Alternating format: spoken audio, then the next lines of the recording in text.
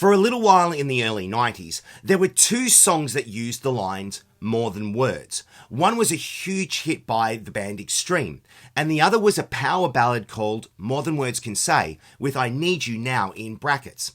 And the band was Alias. I found out about Alias when I heard the song on popular radio, and I managed to get a copy of their album on cassette. You guys remember those things, right? But to be honest, Alias were not as big here in Australia as they were in Canada and in the US. Still, the pedigree of the band members ensured that the material was absolutely first rate. Alias were yet another band that arrived at the end of the hair metal hard rock explosion of the late 80s. But just like other late era bands such as Firehouse, Slaughter, Trickster, Nelson and Wildside, they were able to make a dent in the charts, just a little one, before being hurried off to a dark corner as alternative rock threw them unceremoniously out of the spotlight. Now, I know some of you will argue whether Alias were hard rock or hair metal for that matter, but they were definitely of that ilk. So, here we go. Let's tease the hair once more, if you've still got it. Slap on the ripped jeans and crank up the guitars just a little as we get into this episode of Should Have Been on the Album. Should have been on the album. Alias was formed in Canada in 1988, with members coming out of two other bands, Heart and the defunct Sheriff. Alias was headed up by ex-Sheriff members Freddie Kirchie on vocals and Steve DiMarchi on guitars, and they joined forces with ex-Heart founding members Roger Fisher on guitars, Steve Fossen on bass, and Mike DeRosier on drums. When Sheriff folded, Kirchie and DiMarchi set up a basement studio, putting together a collection of demos. Then, suddenly, several years after the split, Sheriff's song When I'm With You found belated chart success in the US, hitting number 1. But Kirchie and DiMarchi were unable to reform Sheriff despite trying. What to do to ride this newfound success? I know, form a new band. And so, enter Alias. Alias released their first album in 1990, and it scored 4 singles including the hit Waiting for Love, Haunted Heart, the number 1 smash More Than Words Can Say, and the radio single The Power. Believe it or not, there was also a 5th single released in Japan, True Emotion. That year, they toured with REO Speedwagon, but then the 3 ex-Heart members left the band due to musical differences. Undaunted, Kirchie and DiMarchi released Perfect World in 1991 for the film Don't Tell Mum the Babysitter's Dead, and then hit the studio in 1992 for their follow-up release. However, yeah, you know the story. Grunge was on the rise, and so EMI Canada shelved the album, and that was that, with Kirchie releasing a solo album in 1994. But in 2005, More Than Words Can Say was featured in a commercial during the Super Bowl, which led to a renewed interest in the band. They played a few festivals in 05 and 06, but in 2009, the long-awaited second album, Never Say Never, was finally released. Since the 2000s, Alias as a band has been pretty quiet. Kirchie has gone on record saying that Alias has never really broken up, and that Alias is still Steve and I. Alias will always be Steve and I. Steve and I will do a record tomorrow if the fans need one. Let's hope that the fans definitely want one. But until they do get back into that recording studio, we're going to go back to that first album and check out a song that appeared on the flip side of their biggest hit. The song's name? Call Me. Call Me was written by Freddie Kirchie, Steve DiMarchi and Denny DiMarchi, and produced by Kirchie, DiMarchi and Rick Nair, who also produced their debut album. The song appeared on the flip side of the UK 4-track CD single for More Than Words Can Say, as well as the Japanese mini CD single.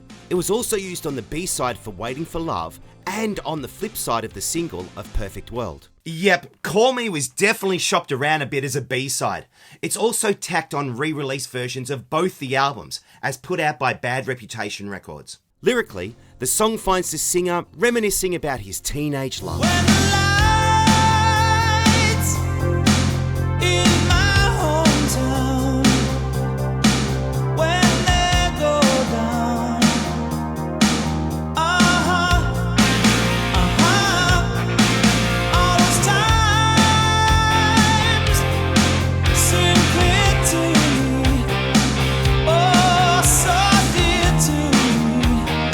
But although time has passed, they've come to find each other once again. In your eyes, there's no disguise. Oh, you're so real to me.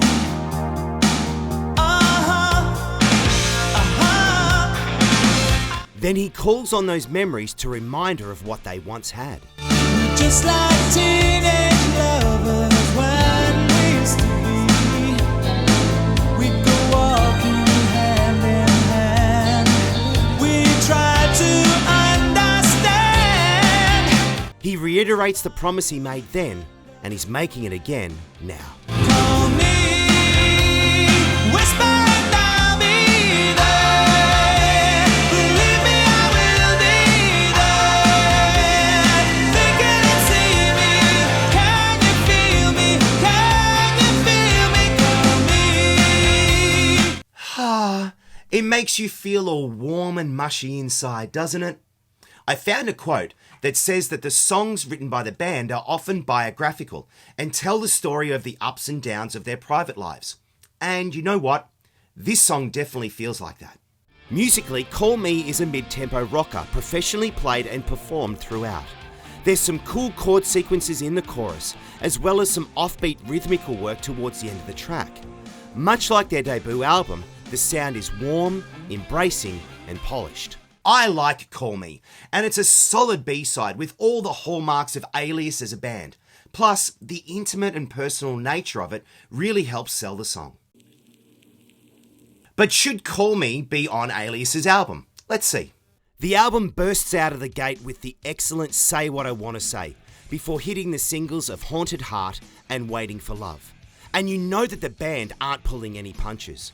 Radio single The Power is track 4, and then we have the sweeping and epic Heroes to round off side 1, which shows a darker edge to the band. Yep, the album immediately stamps its mark, and there's not one piece of fat to cut on side 1. Side 2 opens with What to Do, a song that struts with confidence, and while it's not the strongest track on the album, it feels very self-assured. After All the Love Is Gone returns to the power rock, which showcases Kirchy's incredible vocal range and his impassioned delivery. Then comes the big hit, More Than Words Can Say. One More Chance and the 5th Japanese single True Emotion are also both solid album tracks, and both worthy of their spots on the album. Finally, we finish with Standing in the Darkness, a joyous slice of sing-along, hand-clapping, foot-stomping rock. Yeah, I definitely wore the tape out listening to the album, but I do know that, at least for me, What to Do was the one song that didn't quite resonate with me. But would I put Call Me there? As much as I hate to say it, no. And here's why. The album as a whole has a wonderful flow, ebbing and shifting with an assurance and confidence that comes with an experienced band. They know what they're doing. And while one could call it very calculated, it's the honesty of the songs that really deliver an album that has very few weaknesses. Call Me is not as strong lyrically as the songs on the album, and musically it tends to hang about just a bit too long. Plus, there are songs in a similar vein already on the album, so to add another one like them wouldn't improve the track listing any further. Call Me is a great B-side to be sure, and the chorus is just so catchy, but it's just not quite as good as the rest of the songs on the album. So even though I like it, I have to say, leave it off. Another B-side called Who Do You Think You Are was also included on various singles by the band, often alongside Call Me. And for the record, I reckon that one should have definitely been on the album in place of What to Do. It's a solid rocker and definitely deserved a spot. Alias also had another non-album track called Into the Fire, which was included on Nintendo White Knuckle Scoring, whatever that album was for, along with tracks by Trickster and Britney Fox. And Perfect World, the single, is a fantastic song as well. All are worth hunting down and adding to your collection. So what about you out there? Do you remember Alias or any of their songs? Put your comments below and let me know. If you've enjoyed this video, please like, subscribe and share and help get the word out there about this little channel. And welcome to all my new subscribers. It's great to have you along. P.S. Don't forget to watch after the credits for the blooper reel. If you have an idea for a B-side or a rare track that you reckon I should check out, please let me know. You can drop a comment or bounce me an email on shouldvebeenonthealbum@gmail.com. Plus, we're on Facebook, on Twitter, X, whatever it is, and on Instagram. Links are in the description below. But until next time, my name is Drew, and you've been watching Should Have Been on the Album. Cheers.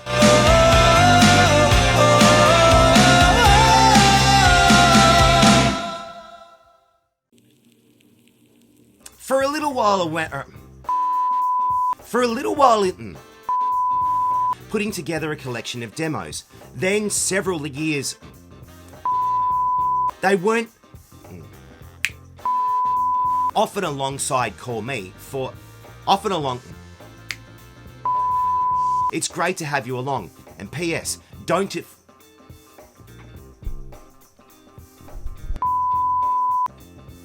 Only I could speak.